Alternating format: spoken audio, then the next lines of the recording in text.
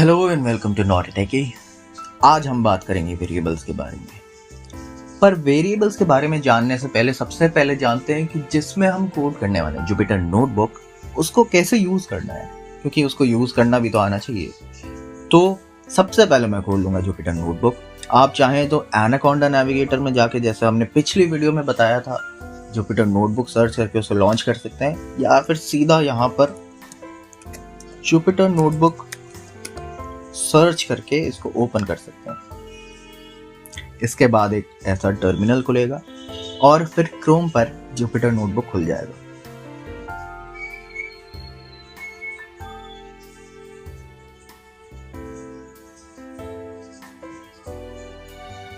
ये देखिए, तो जुपिटर नोटबुक का डैशबोर्ड कुछ ऐसा लगेगा। ये वो सारी फाइल्स हैं जो आपके सिस्टम पर ऑलरेडी बनी हुई है। बेसिकली एक फाइल एक्सप्लोरर टाइप का खोल देता है। आप चाहें तो यहाँ पर वही सारे बेसिक फंक्शन, जैसे आपको नया फोल्डर अगर बनाना है तो आप राइट क्लिक करें, ये देखो, new folder, new notebook, new Python file, move to trash, rename. किसी भी फोल्डर के साथ आप उसको रीनेम, डिलीट, मैनिपुलेट या उसके अंदर आप जा सकते हैं। ये देखो ये पता नहीं क्या खुल गया, खैर हमें ये नहीं खोलना था। तो आप इसके अंदर जा सकते हैं, यहाँ से नेविगेट कर सकते हैं, इधर से बैक हो सकते हैं। हमें क्या करना है, देखो, एक फोल्डर बनाते हैं जिसके अंदर हम अब सारी आने वाली पाइथन की प्रैक्टिस की फाइल सेव करेंगे। मैंने यहाँ पर बना रखा है पाइथन प्रैक्टिस नाम से।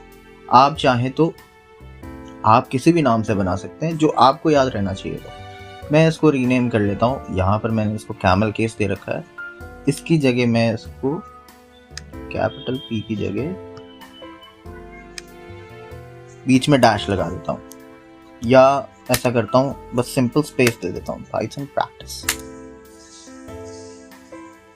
इसको खोलेंगे, देखो इसके अंदर कोई फाइल नहीं है, और जिस फाइल में हम काम करने वाले हैं उसका फॉर्मेट होता है .ipynb।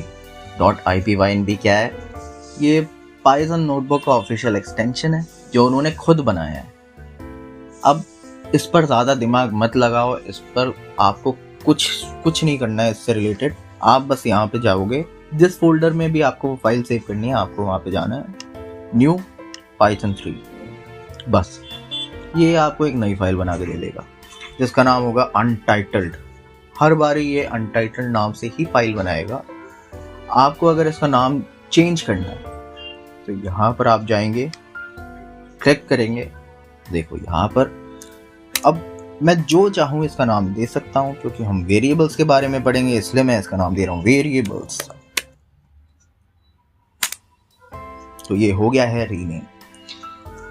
अब कुछ बेसिक्स हम सीख लेते हैं इस जुपिटर नोटबुक के बारे में।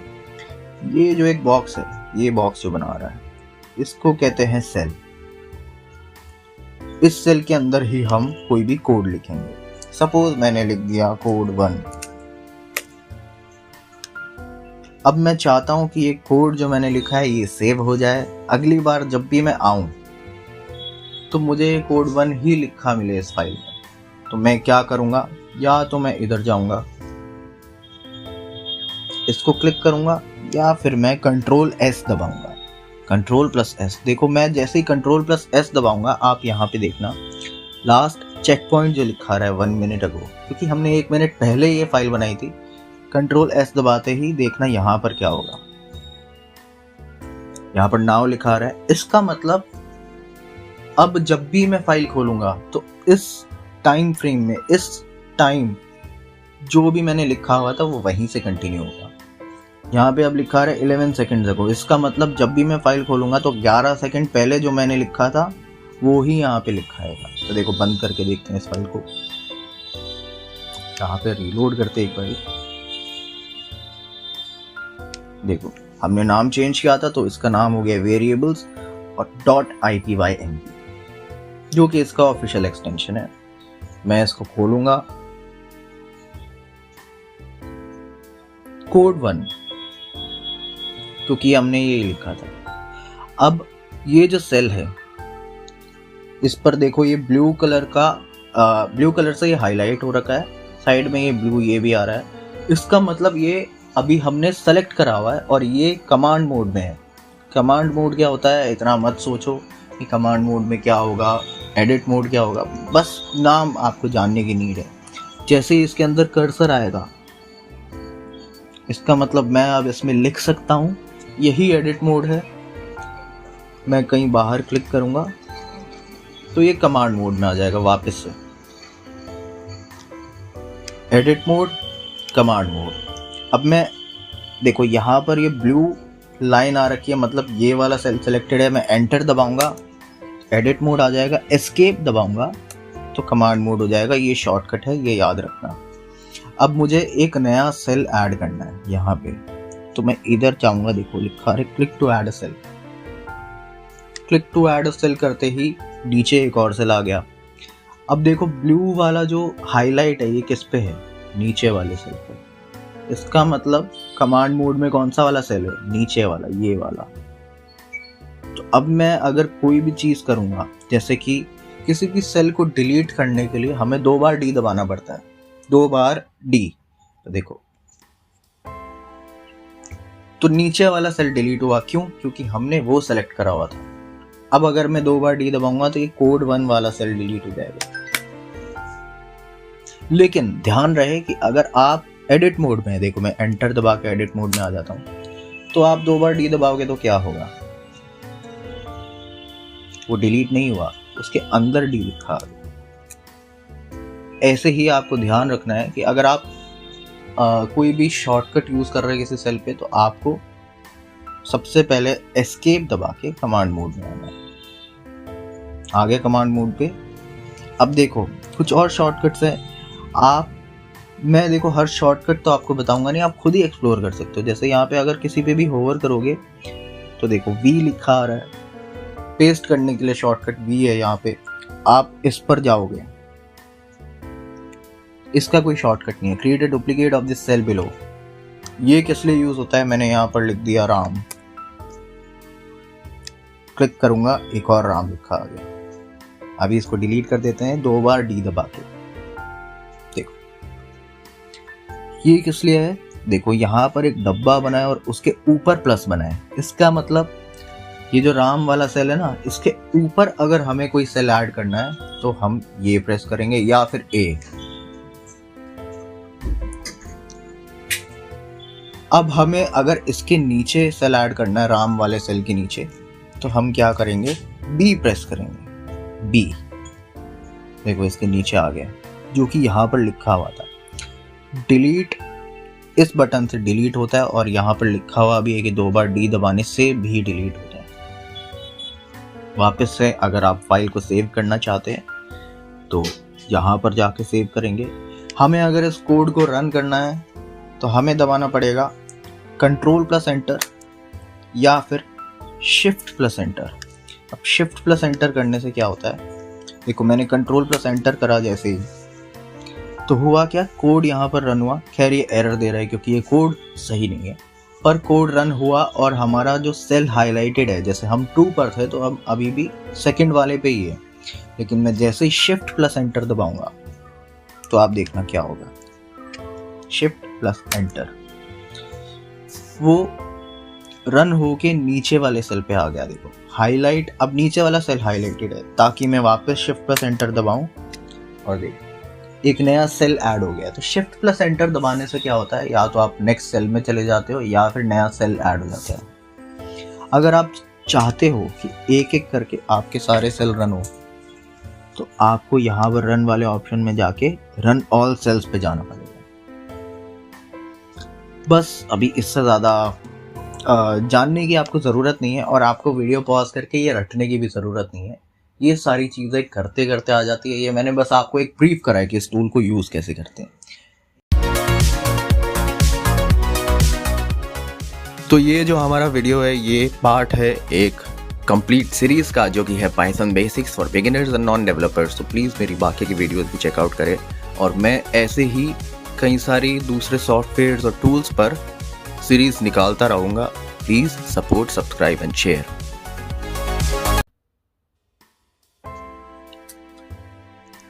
तो आइए आते हैं वेरिएबल्स पे। तो सबसे पहले मैं आप लोगों से पूछना चाहूँगा कि आप लोगों को ये जो वर्ड है वेरिएबल, इससे क्या समझ आता है, आप लोग क्या समझते हैं कि वेरिएबल क्या होता है?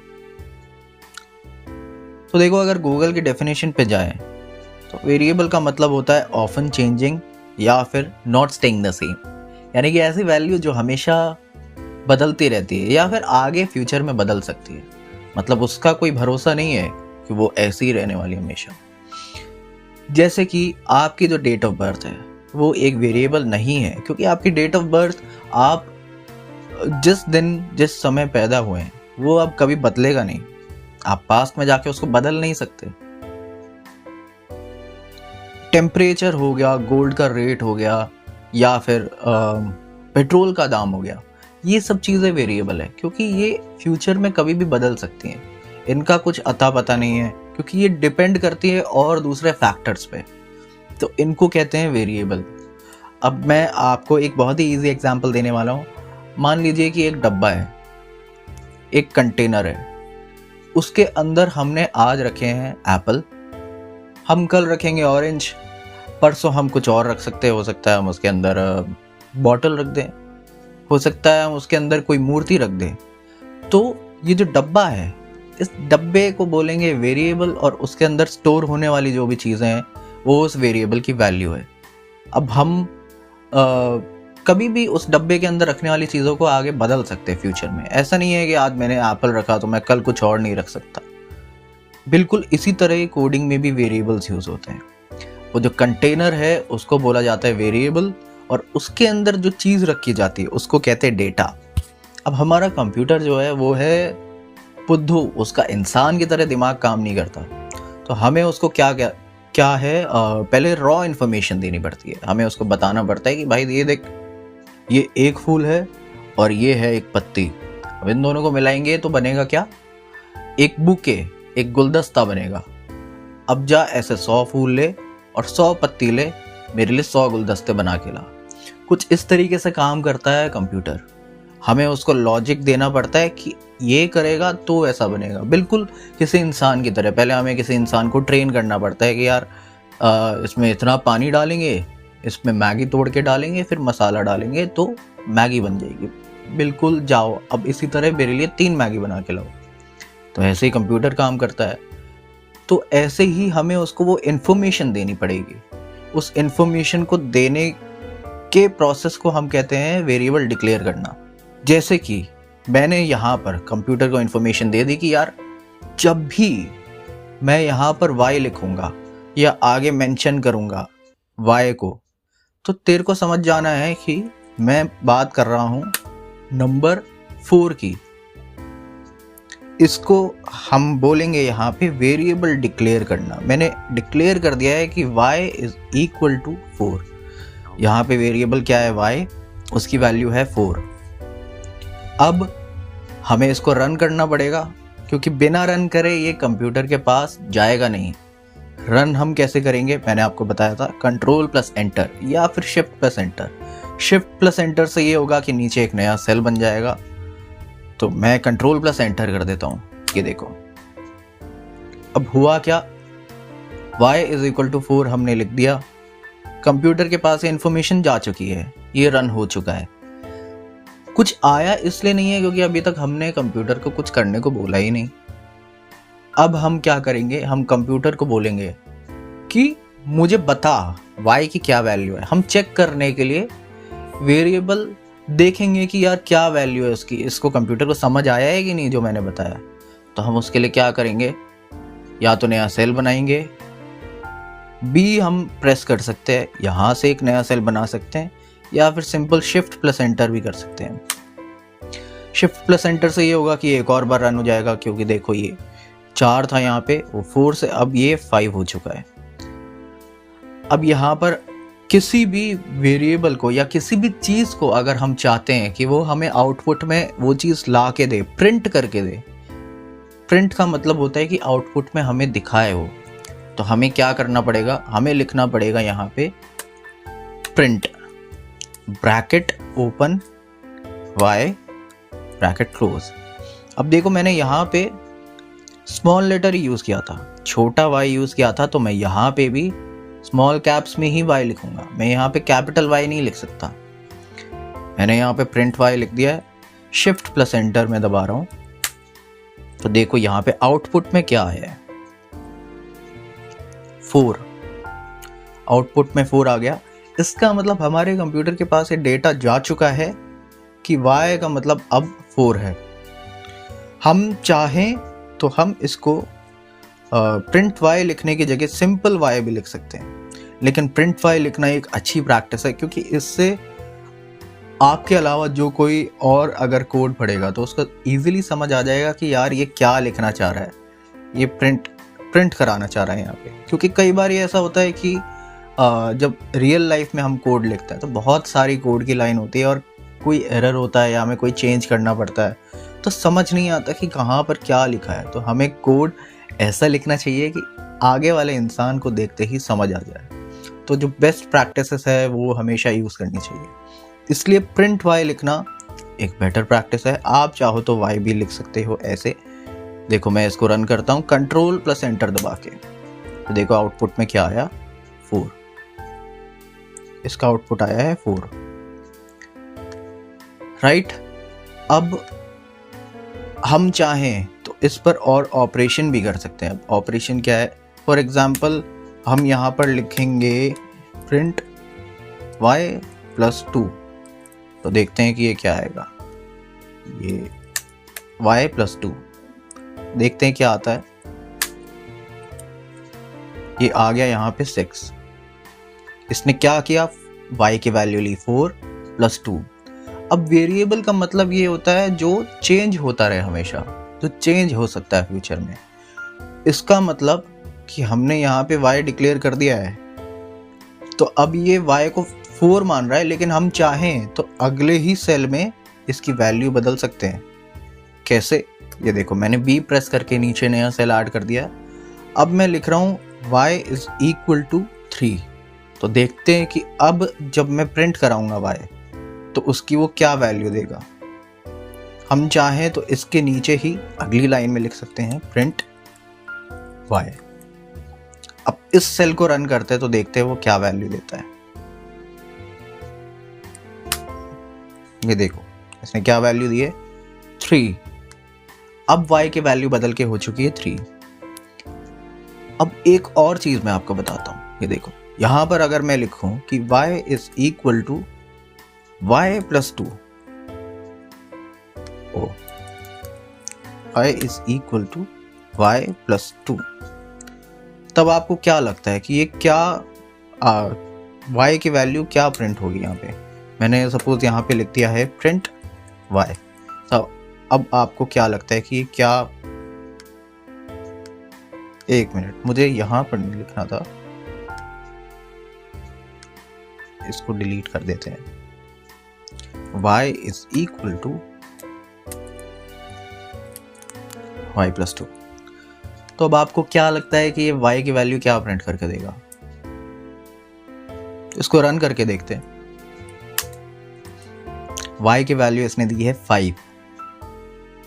तो ऐसा क्यों हुआ है, क्योंकि यहाँ पे पहले y की वैल्यू थी 3, उसमें 2 ऐड कर दिया, और क्योंकि वेरिएबल की ये प्रॉपर्टी होती है कि उसकी वैल्यू आप आगे बदल सकते हो, तो उसने अब y को एक नई वैल्यू दे दी है जो कि है 5, राइट। अब मैं आपको एक और चीज बताता हूं, हम एक बारी में 2 वेरिएबल भी डिक्लेयर कर सकते हैं। कैसे, ये मैं डबल डी दबा के डिलीट कर रहा हूं सेल। एक बारी में 2 वेरिएबल कैसे डिक्लेयर कर सकते हैं, हम लिखेंगे x comma y is equal to, देखो ब्रैकेट, और ये जो जहां भी मैं ब्रैकेट लगा रहा हूँ, जहां भी कॉमा लगा रहा हूँ, ये बहुत ज़रूरी है क्योंकि ये सिंटैक्स है इस लैंग्वेज का। अगर आप ये भूल जाएंगे तो वो एरर देगा। 1,2। अब मैं इसको रन करूंगा और नया सेल अगर मैं बना के प्रिंट करूंगा, या नया सेल छोड़ो, इसी के नीचे अगर मैं प्रिंट करता हूं प्रिंट x, तो देखते हैं कि क्या आएगा। देखो x की वैल्यू यहाँ पे 1 आ गई है। अगर मैं यहाँ पे x कॉमा y लिख देता तो देखते हैं कि क्या आएगा। Control plus enter, x comma y करने पे आउटपुट आया है 1 और 2, यानी कि y की वैल्यू यहाँ पे 2 है, x की वैल्यू यहाँ पे 1 है। हम चाहें तो ऐसे ही मल्टीपल वेरिएबल भी डिक्लेयर कर सकते हैं। अब मैं यहाँ पे अगर एक और ऐड कर देता हूँ वैल्यू, तो देखते हैं कि क्या होगा। ये एरर आया है, वैल्यू एरर। और ये क्या बोल रहा है कि too many values to unpack, expected to got 3। देखो कितना सिंपल है इस एरर को समझना। Too many values to unpack. अब वैल्यू क्या होती है? वेरिएबल कंटेनर होता है, वैल्यू उसका डेटा होता है। तो too many values to unpack मतलब इसके हिसाब से ये जो वैल्यू है ये बहुत ज़्यादा है। उसने 2 ही एक्सपेक्ट करा था लेकिन उसको 3 मिल गई। अब उसको समझ नहीं आ रहा है कि यार किसको क्या वैल्यू देनी है। तो हम जितने वेरिएबल डिक्लेयर कर रहे हैं, जितने वेरिएबल के नाम दे रहे हैं, हमें उतनी ही वैल्यूज़ देनी है। हम उससे ज़्यादा नहीं दे सकते, नहीं तो वो क्या करेगा, वो एरर देगा। अब आप चाहो तो ये जो डेटा है, जैसे कि मैंने आपको बताया था, मैंने यहाँ पे लिख दिया है y is equal to 2। y क्या है? वेरिएबल। 2 क्या है? डेटा। अब ये डेटा कई तरीके का होता है, डेटा के कई सारे टाइप्स होते हैं। सारा खेल जो है वो डेटा का ही है। डेटा डेट हो सकता है, ये कोई नंबर हो सकता है, ये कोई स्ट्रिंग हो सकता है। तो इन टाइप्स के बारे में हम बाद में अगली आने वाली मेरी वीडियो में बात करेंगे। और हर एक डेटा टाइप की एक अलग प्रॉपर्टी होती है और हर एक डेटा टाइप को अलग रीज़न के लिए यूज़ किया जाता है।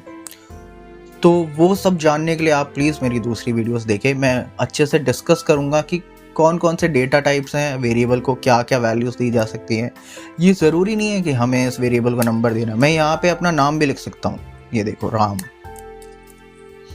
अब मैं इसको रन करूँगा, अगर मैं y प्रिंट कराऊँगा तो देखना आप क्या आएगा, प्रिंट y।